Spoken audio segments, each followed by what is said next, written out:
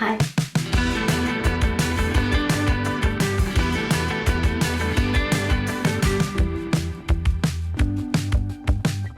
Hi loves, welcome back to my channel. If you're new here, what's up? My name is Lisa. Definitely make sure you subscribe. For today, I have another girl talk video, and you guys seem to like these because you always ask when a new one's coming. So last night I posted on my Instagram story for you guys to send in questions, topics, or just like situations, and I'm gonna be answering them today. So I picked out, I think it's 18 in total. And it's not all questions, like some are just like topics or like, you know, let me see. They're 18 in total. So I'm just gonna get started. It's probably gonna be a long video, but that's okay. I have a coffee with me. I have not made coffee in a long time. I'm still not satisfied with how my coffee tastes when I make it. So I might end up getting a French press because I feel like that's gonna make really good coffee. And I just don't really like the one that comes out of our machine. I don't know. Anyways, besides the point, I have coffee though, just for like the vibe and aesthetic. So the first question is, how do you not let anxiety affect your relationship? I'm guessing this is about a romantic relationship, but it could honestly be any relationship. And I think the most important thing is to obviously be open about your anxiety with that specific person. So let's say you're in a relationship with a boy, or you're about to be in a relationship with a boy or girl, whoever it is, doesn't matter. Just let them know that you suffer from anxiety. Like they're not gonna know, and they're not gonna understand if you don't explain it to them and kind of educate them on what it is. And even then, they're probably gonna be like, oh, just don't worry, like, you know, you're gonna be fine. And like, no one really gets how anxiety feels unless you've actually like suffered from it, if that makes sense. Like if you've never had any, like obviously every person has a little bit of anxiety, like, you know, that's like a natural feeling, but I'm talking about actual anxiety disorder. If you don't suffer from that, you're not gonna fully understand how it feels and like what it's like to live with this disorder, if that makes sense. So just try your best to explain it to them and let them know also just little things that triggers your anxiety. So for instance, let's say your partner wants to talk to you about something. It doesn't have to be negative, but if they're like, oh yeah, call me tonight, we need to talk. If they would say that to me, I'd be like, my anxiety would literally go through the roof because I'm like, something's wrong. Like you're gonna, you know what I mean? So if that's like one of your triggers, just let them know, like, if you want to talk to me about something, don't tell me beforehand if I have to wait. Like if you're gonna talk to me about it right away, then you can tell me. But if I have to wait a couple hours, don't tell me because I'm gonna get anxiety. Like those are little things.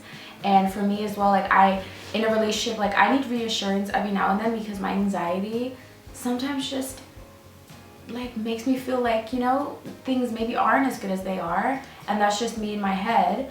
So sometimes I need that reassurance just to like calm my anxiety down. Like, okay, it's fine, you know, don't worry.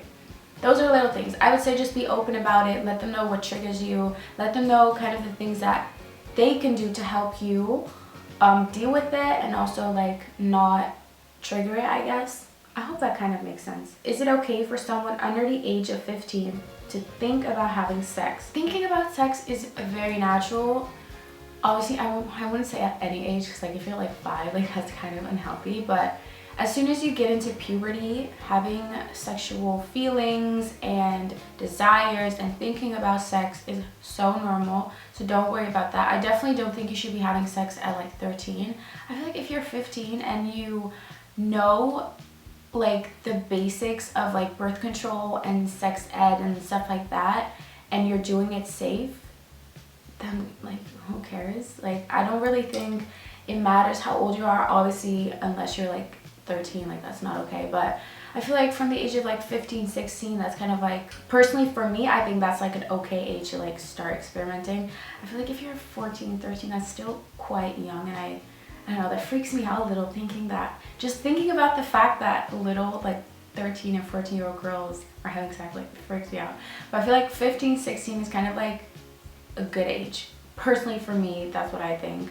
to kind of start experimenting, but obviously be safe about it and do it with the right person, you know. Don't just like go and have sex with anyone, especially at that age. Like, it's just like not responsible. When you're older and you're an adult, like you can do whatever you want, but I feel like when you're like 15, 16, you definitely need to be a bit more careful about who you're going to like sleep with. And I don't know, especially because like boys that age like don't know what they're doing, and like they will tell you, oh no, I'm just gonna pull out, like we don't have to use a condom, and then you end up pregnant or you get like an STD, and like that's not cute. So be safe about it, be educated, and do it with the right people or person, and you're fine. Advice for your 16-year-old self. So this is actually funny because I'm turning 20 in like 10 days.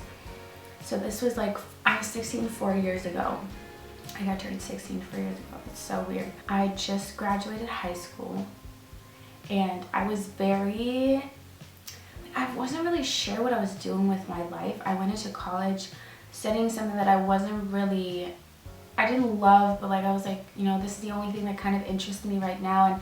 And I wanted to study other things, but the things that I wanted to do was like, had to do with beauty and hair and stuff, and that costed extra money, and it was like in a different city, so I couldn't do that.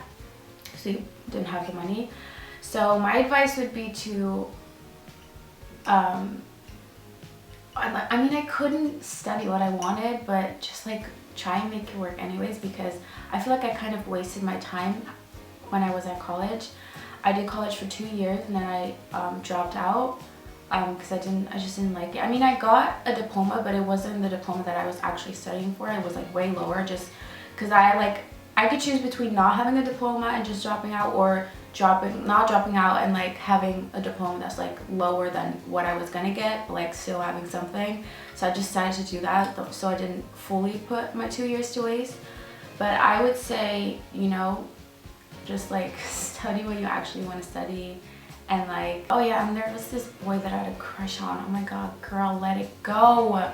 Oh, I wish I just let it go back then, because I don't even want to think about it. Anyways, 16-year-old me was still just trying to figure out life, but I was securing my bag. I was working a lot and going to school, and I had like internships. Like, I was definitely doing my best, but I would say I would make different like educational decisions, I guess. Stop being fucking insecure because you're cute. How to deal with negative people you can't get rid of, like family. Now obviously this depends on your age, but for me as an adult, if someone is negative and, well, yeah, like negative people, someone that has a negative influence on you, some people that don't want the best for you, don't benefit your life, I don't care if you're family or not. Like, I will get rid of you either way. Now obviously if you're really young and you still live at home, and it might be like your parents or like your dad, your mom, whoever it is, that's obviously going to be harder, and you're just going to have to deal with it. Like, bite your tongue and just wait until you're old enough so you can move out and, like, you know,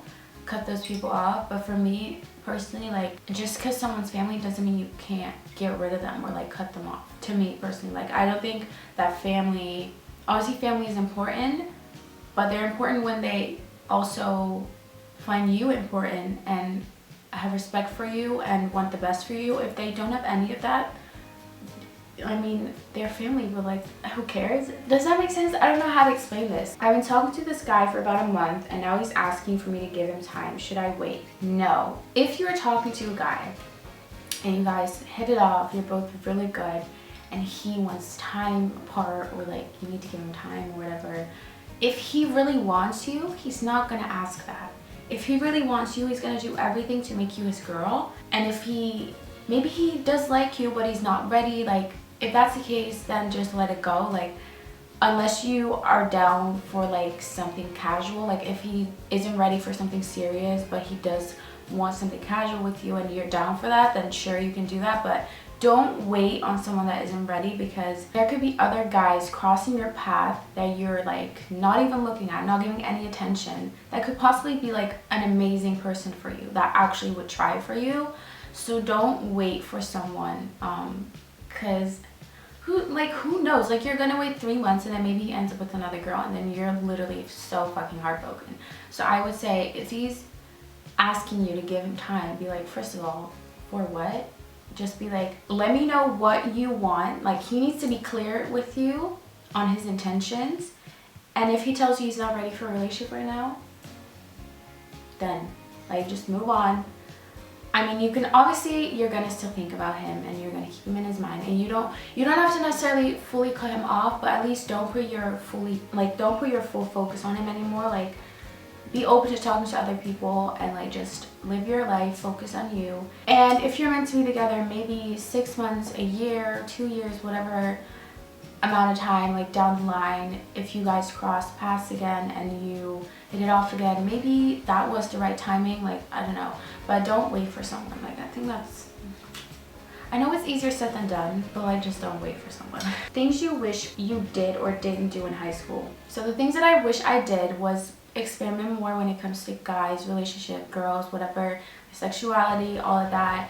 I was just super closed off. Like, anytime a guy would even try to, like, I never had a girl flirt with me, but, and I also wasn't out yet, but anytime a guy would try to flirt with me, like, I would just be like, ew, like, leave me alone. Like, I don't want this. So I wish I was a bit more open to that, you know, not like I didn't have to be a hoe or anything, but like, at least like kind of try it out. And like, even if I didn't really think a guy was cute, just like talk to him, just to experiment, if that makes sense. Be more social, as in like going out with friends, like making more friends, like, I don't know, just kind of experimenting, like just doing what other normal high school people, like high schoolers, would do.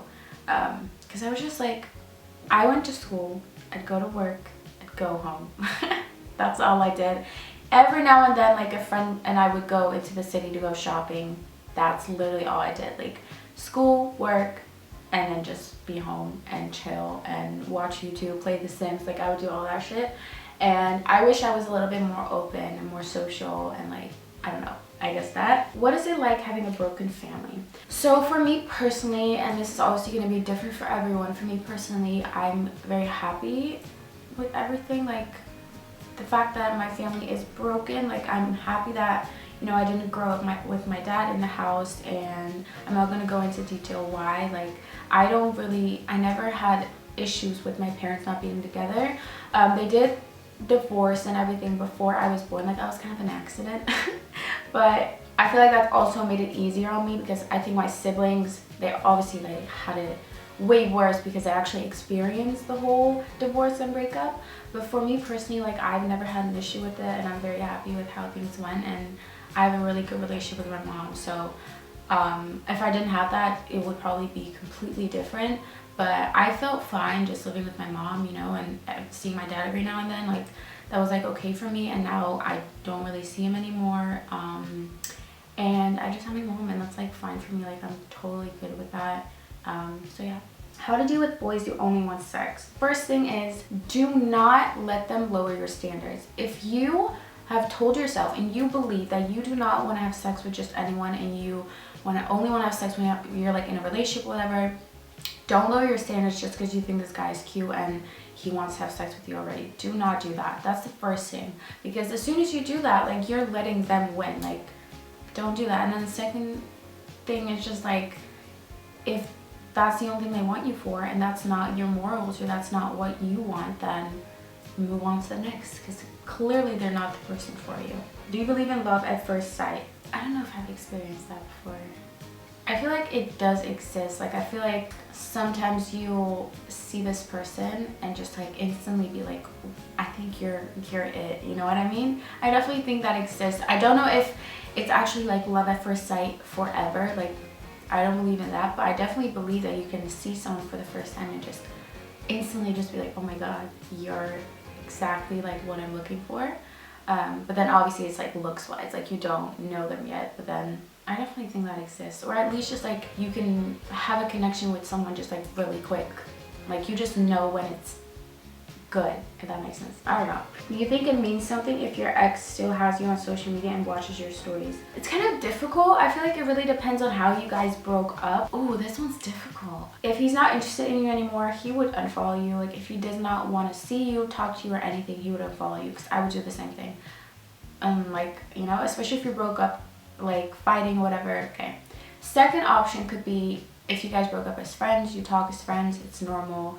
He's following you because you're friends, and like, you know, if you guys broke up, not necessarily fighting or anything, but you also like don't really talk, you're not friends, and he like still follows you and like watches all your stuff and actually replies and like still gives you attention, then I would say like he's still trying to kind of get something from you. But like honestly, you don't really know, because sometimes they still watch your stuff and they're just like, okay, cool, or they like skip through it. Like you really don't know. I feel like with an ex it will be different versus like someone that you haven't been in a relationship with but you've talked to, but that you kind of just, it just didn't end up happening, or like you kind of I don't know, you just kind of stopped talking, but you never really put an end to it, and they still follow you, watch all your stuff, replies to everything, and like then I think they're still interested. But it's really hard.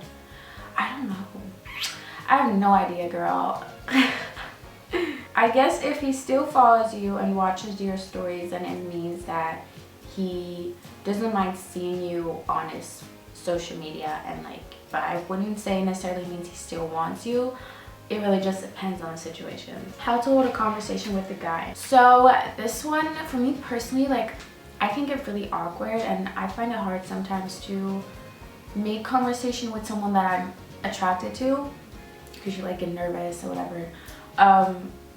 Obviously it makes it easier if the guy is very social and easy to talk to.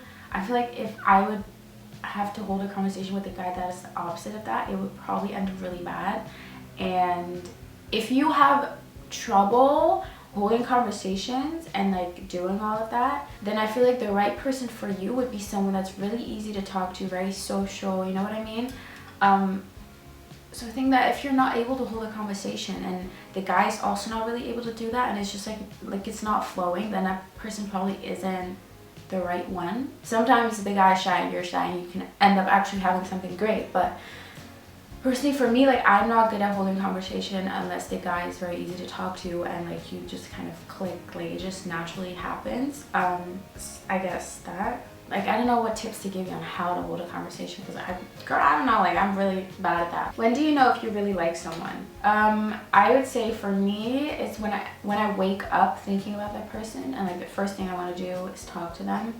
Throughout the day, if you're like thinking about them and you want to know like what they're doing, and going to bed thinking about them as well, like wanting them to be the last person you're talking to, and just like always wanting to see them, wanting to spend time with them, wanting to get to know more about them, and just like I don't know, like when it just vibes really good and it just like naturally flows, and like there's no pressure, there's no awkwardness, like everything just feels good. I guess that I'd say also butterflies, but I don't think I've had butterflies. Like I think there's only been one part. I mean, I've had crushes and like really like intense crushes for guys, but I think there's only one person I've ever really liked and like they're like, oh damn, like this is a good one, you know what I mean? And I didn't have butterflies. I only had butterflies with crushes, because I feel like that's like the nervous feeling, and when you're like really young. I mean, I'm sure I'll get butterflies in the future as well, but I've only had one person I really liked and felt like, okay, damn, this is a good one. And I didn't have butterflies, but I'd say butterflies also is like part of it. It just kind of depends on you know, what they say or what's happening. Like I wouldn't say constant butterflies, like I didn't have that, but every now and then like they'll say something, or you know, maybe you'll kiss or whatever, and then you feel that little thing in your stomach like, oh, and then you kind of, you know, you like the person. Do you think texting every day is a necessity in a relationship / talking? I wouldn't say necessarily texting, like I just say like daily contact is pretty important. Like obviously if there's like a really busy day, like you don't have to talk like all day, but I'd say like every day is pretty normal, and it doesn't have to be texting. It can also be like a 10-minute FaceTime call at night, you know. If you both had a really busy day and you weren't able to text and just like FaceTime or call for like 10 minutes at night or in the morning, whatever, like just like the daily, just like quick conversation even. Like you don't have to talk all day, but I do think that just like catching up with each other every day would be good. And like I prefer FaceTime over texting, because I feel like FaceTime is just like more fun, and like you can, there's just more emotion to it, it's more live. Like texting can just kind of get boring after a while. In the beginning you'll do texting, and then after a while you move on to FaceTime, I feel like, when you feel more comfortable. But I do think that talking daily is pretty important. It's just like you don't have to talk all day, because that's like, who has time for that? You know what I mean? Even though you want it, but that makes it more exciting when at the end of the day you're both like free and you can like call or whatever. That like, it makes it more fun. How to not be scared by relationships. I whine about wanting a boyfriend but always get scared. I used to be like this, but if you meet the right person, you're not gonna be scared. Like, I used to be fucking terrified to get a boyfriend. I'd be terrified to talk to boys, to meet up with them. I'd get so nervous. And I mean, even now, like, obviously for like a first date, you're gonna be like nervous and it's like exciting, and or like the first couple dates, whatever. But if you meet the right person and you're talking to the right person, you're not gonna feel scared. Like, you're gonna be excited to see them, you know what I mean? So I think it's just like, you haven't met the right person yet. That's making you kind of scared. But then when you meet that person, you're gonna be like, oh my god, this is so fun. I'm done with my coffee. I hate when hot coffee like gets like cold. I can never finish my coffee. Are you dating anyone? No, I'm not. I'm just single. I'm not really ready to mingle, I think. I don't know. I'm just focusing on myself, like focusing on life. It's Leo season, and this season is the best. I'm doing good. I'm like thriving. And if someone, you know, crosses my path, hello, you are welcome to come in and sweep me off my feet. But for now, I'm good. I don't really have the energy to try with anyone. If they want to try with me and I like them, I will put some effort in. Tips on having sex for the first time. I would make sure that you are 100% sure you want to be like have sex with that person. You feel comfortable. You're not pressured into it. Make sure you are educated on birth control, sex ed, stuff like that. Just like I said about like the 50-year-old thing, like make sure you just know what you're doing and make sure you're gonna do it safe. And then just go ahead and do it, girl. Like, I really don't think it's a big deal to have sex. Like, I feel like people make it a bigger deal than it really is. Sex is just sex. Like, it's normal. Like, who cares? How to be independent and single while not feeling the need to have a man. Just fucking live your life. Focus on your goals, your work, your school, all of that. Just focus on making yourself a better person, like growing yourself. Just making sure that you are working on becoming successful. As long as you're busy, you're not gonna even feel like you need a man, because you're so busy with your own life, with your work, with like whatever, your social life, hanging out with friends. Like, you're not even gonna feel like, oh my god, I need a man. No, because you're secure in your bag. You can do whatever you want. You're free. You have freedom. And like, life's just good, honestly. Like, you don't need no man, baby. You don't need no man, I promise you. But it is fun when they come around and, you know, the right person decides to try with you. But like, as long as you're not meeting that perfect person, and as long as you're not 100% sure that you like someone, or you know, like, also just have high standards, because like, who the fuck cares? Like, don't have low standards. Know what you're worth and know what you deserve. And then you're just gonna be like, you know, the perfect person for me is not gonna come around fast, and that is okay. I feel like every girl has had this at least once in their life. Like, when you're really into this guy, it doesn't end up working out. And then you eventually, after like way too long, you finally let it go. You're working on yourself. You're like thriving. You're just like doing so good, and suddenly they're back. And suddenly they want you. And that's because you naturally attract it. And since you're not like asking for it all the time, and you're being like fucking desperate, it's just coming to you. Like, when you just don't ask for it and you're just like living your life and like being your best self, then you will naturally attract, like, you know. I feel like I'm making no sense, but there you go. Okay, this is the last one, and I think this one's very interesting. I'm very curious to see what you guys think about this. So the last one is it okay for a guy to watch porn when he's in a relationship?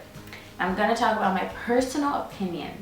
I wouldn't like it if my boyfriend would watch porn while we're in a relationship.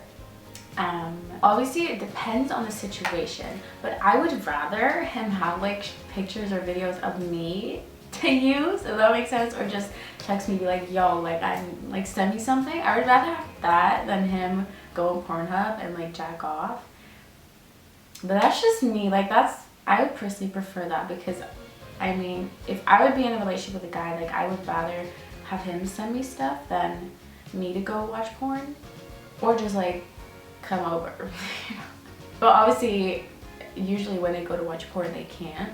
So I would say I would rather have him ask me for something, or like have something of me to use, instead of going on, you know, the internet and watching porn. But I've never been in a relationship, so I've never been in this situation. So I don't know, but yeah, that's my personal opinion. Because I probably wouldn't watch porn if I was in a relationship. But maybe I would. Who knows? What do you guys think? Like, let me know down below, or any other of the questions that I answered. Like, let me know your opinions so we can talk about it, give advice, whatever. Because I don't always give the best advice, and I don't have experience with everything. So if you have experience with something, or you just have a really good tip, leave them down below. But yeah, that is all for this video. I feel like it's going to be a really long one, so I'm sorry about that. But if you guys enjoyed it, make sure to give it a thumbs up, and make sure to subscribe, and also turn on my post notifications so that you'll be notified every time I upload a video. Also, make sure to follow me on Instagram, because I will post on my story whenever I'm doing another girl talk. So if you want to send in any questions, topics, whatever, you can do it on there. And yeah, that is it. I love you guys, and I'll see you in my next video.